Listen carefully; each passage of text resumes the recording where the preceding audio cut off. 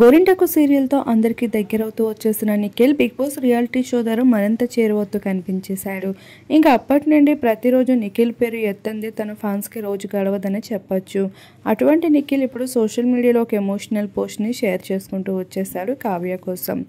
ఈరోజు నేను ఇలా ఉన్నాను అంటే దానికి కారణం మీరే. మీరు అందించిన ప్రేమ సపోర్ట్ వల్ల ఈరోజు నేను ఇంత మంచి స్థాయిలో ఉన్నాను.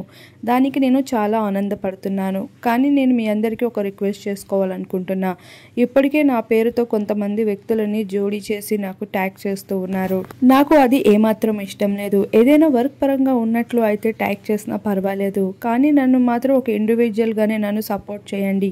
మీ ప్రేమ అభిమానాల వల్ల నేను ఇక్కడికి వచ్చాను. అలానే మీ ప్రేమ ఎప్పటికీ నాకు ఉండాలి అంటూ కావ్యతో తన ఫొటోస్ని సోషల్ మీడియాలో ట్యాగ్ చేసి పలు పోస్టులను షేర్ చేస్తున్న వారిపై స్పందిస్తూ వచ్చారు.